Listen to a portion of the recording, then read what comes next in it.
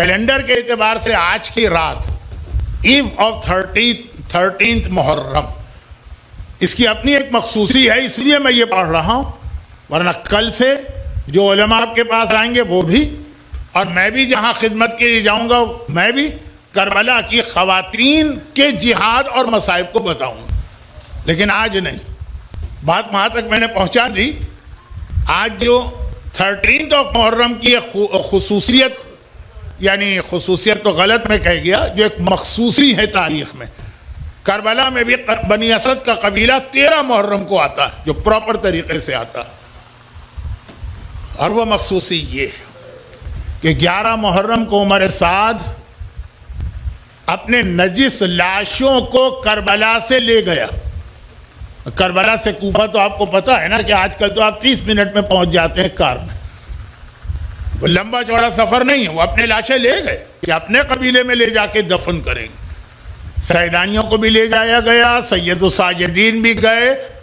11 کو یہ لوگ نکلے، لیکن بنی اسد کا قبیلہ جس سے آقا حسین نے 2 محرم کو زمین کربلا خریدی تھی ایک کنڈیشن کے ساتھ، وہ بنی اسد کا قبیلہ بھی ڈر کے مارے گھروں میں بیٹھا۔ 11 کا دن ختم ہوا، 12 کا دن ختم ہوا، 13 کا دن آ گیا 13 محرم۔ اب ان کو یہ اطمینان تھا کہ چلا گیا ہے لشکر یزید، اب واپس پلٹ کے نہیں آئیں گے۔ سارے قبیلے کے مردوں نے کہا کہ کتنے شرم کی بات ہے کہ آقا حسین نے وعدہ کیا، آج 3 دن ہو گئے اب تک ہم نے وعدہ پورا نہیں کیا، چلو گھروں سے باہر۔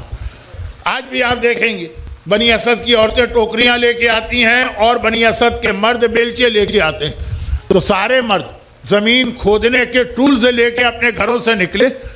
بنی اسد کی عورتوں نے دیکھا کہ آج کون سا دن ہے، سارے مرد جا رہے ہیں۔ کہا تم کہاں جا رہے ہو؟ کہا نہیں، یہ تمہارا اس سے کوئی تعلق نہیں، تم گھروں میں بیٹھو، آقا حسین سے ہم نے ایک وعدہ کیا تھا، اپنا وعدہ پورا کرنے جا رہے ہیں۔ عورتوں نے تڑپ کے کہا یہ وعدہ خالی تم نے نہیں کیا تھا، آقا حسین نے ہمیں بلا کے ہم سے بھی وعدہ لیا تھا، ہم بھی تمہارے ساتھ ساتھ چلیں گے یہ لاشیں دفن کرنے۔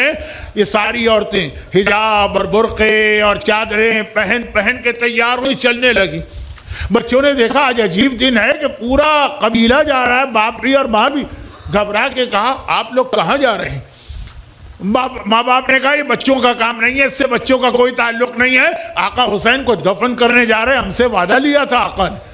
بچوں نے ہاتھ جوڑ کے کہا خالی آپ سے وعدہ نہیں لیا تھا، آقا نے ہمیں بلا کے بھی کہا تھا کہ کھیلتے کھیلتے فرات کے کنارے آنا اور لاشیں دفن کرنا، ہم بھی چلیں گے۔ ایک عجیب منظر بنا۔ بنی اسد کے سارے مرد، بنی اسد کی ساری عورتیں، بنی اسد کے سارے مرد گودال قتل گاہ میں پہنچے۔ گودال کہتے ہیں جو ذرا سی سلوپ والی زمین، وہاں پہنچے۔ وہاں پہنچنے کے بعد ایک مسئلہ پیش آ گیا۔ مسئلہ کیا پیش آیا؟ مسئلہ پیش آیا پورا قبیلہ پریشان ہے، یہ لاشیں اتنا تو کنفرم ہے کہ یہ حسینی لشکر کے لاشیں، لیکن کسی لاشیں کی پہچان ہی نہیں ہو رہی ہے۔ پہچان کیسے ہوگی؟ چہرے سے ہوگی نا، وہاں تو سب کے سر کاٹ لیے گئے، پہچان کیسے ہوگی؟ لباس سے ہوگی نا، وہاں تو سب کے لباس لوٹ لیے گئے، پتہ ہی نہیں چل رہا کہ آقا کون ہے، شہزادہ کون ہے، عام صحابی کون ہے۔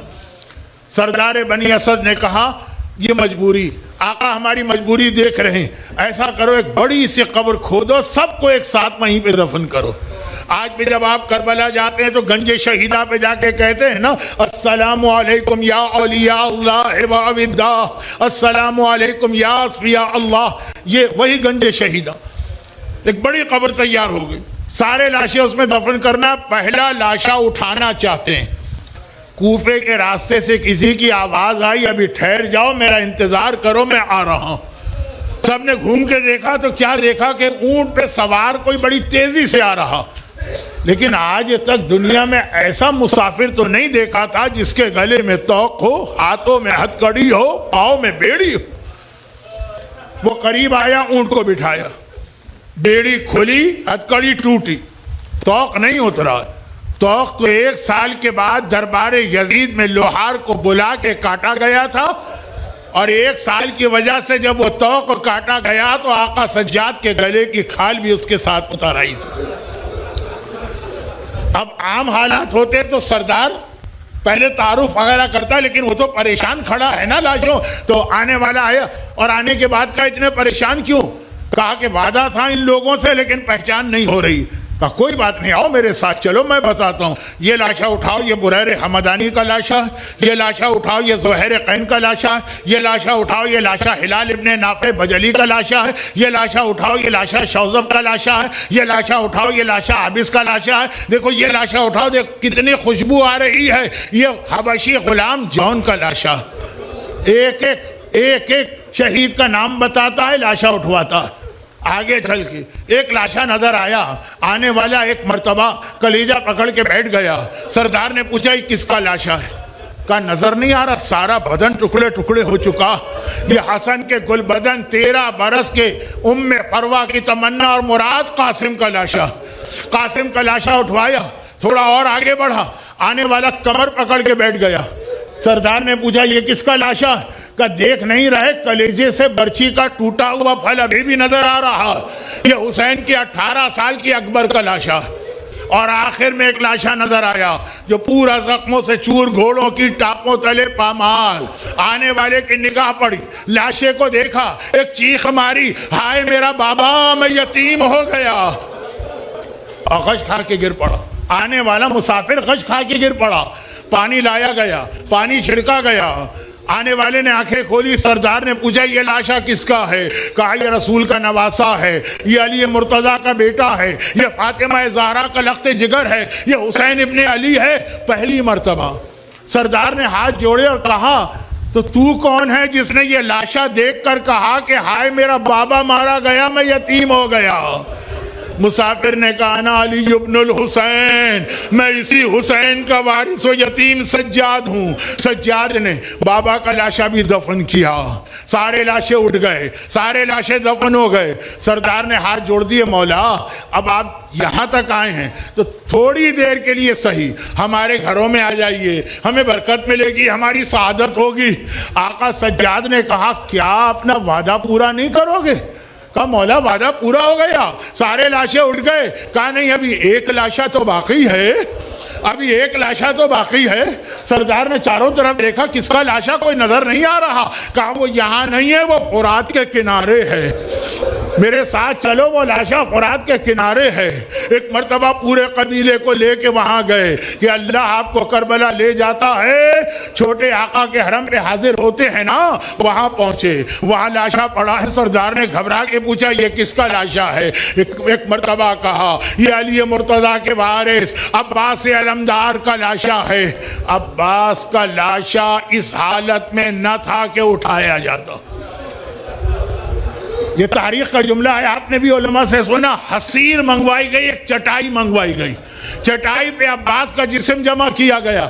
تبھی تو ہر وہ آدمی حیران ہوتا ہے جو بیسمنٹ میں جاتا ہے جہاں عباس کی قبر ہے کہ عباس کا قد تو اتنا لمبا بتایا جاتا ہے، وہاں پہ قبر اتنی چھوٹی ہے جیسے ایک چھوٹے سے بچے کی قبر ہو. وہ چٹائی اپنے ہاتھوں سے اٹھائی، عباس کی قبر میں اترے، اپنے ہاتھ سے چچا کو قبر میں اتارا، باہر آئے، جملہ کہا اور میری آج کی مجلس ختم. سارے قبیلے کو دیکھا اور کہا پیچھے چلے جاؤ، دور دور چلے جاؤ، اور دیکھو خبردار کوئی میرے قریب نہ آنے پائے، جب تک کہ میں خود سے باہر نہ نکلوں تم باہر نہ آنا. حکم امام تھا، سارا قبیلہ چلا گیا. سجاد دوبارہ قبر میں اتر گئے. ایک راوی کہتا ہے بہت دیر ہو گئی، میں گھبرا گیا، خدا کرے خیریت ہو، میرا مظلوم آقا قبر کے باہر کیوں نہیں آ رہا، قبر میں کیا کر رہا ہے. میں ایک مرتبہ آہستہ آہستہ قریب آیا، عباس کی قبر میں جھانک کے دیکھا، ایک عجیب منظر دیکھا.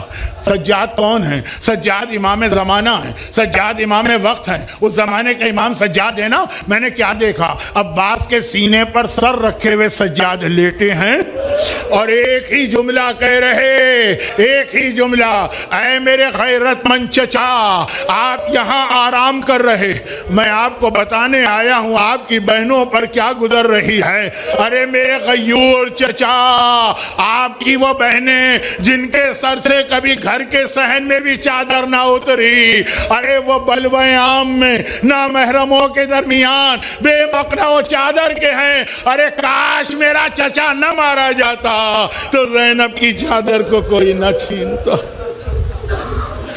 اجرکم اللہ، اجرکم اللہ. پروردگارہ یہ وہ باب الحوائج ہے کہ ہم اور آپ تو کیا پکاریں. امام زمانہ، امام وقت، امام سجاد عباس کو اپنا سہارا سمجھ رہے، باب الحوائج کا واسطہ اور باب الحوائج کے نہ رہنے سے زینب کبریٰ اور ام کلثوم کے مصائب جو ان کے چاہنے والے دنیا بھر میں ہیں، خاص طور پر آج کے مجلس میں جو مومنین و مومنات آئے، ان کو، ان کے گھروں کو، ان کے گھر والوں کو، ان کی اولادوں کو، ان کی روزی کے ذرائع کو ہر آفت و پریشانی سے محفوظ فرما۔ خداوندہ میرے مظلوم آقا نے جس طرح اپنے بھرے گھر کے یہ لاشیں دفن کیے، ہمارے تمام مرحومین کی مغفرت فرما۔ خداوندہ یہ بیمار امام جو اس بیماری میں یہ جہاد انجام دے رہا ہے، دنیا بھر کے تمام بیماروں کو شفائے کاملہ عطا فرما۔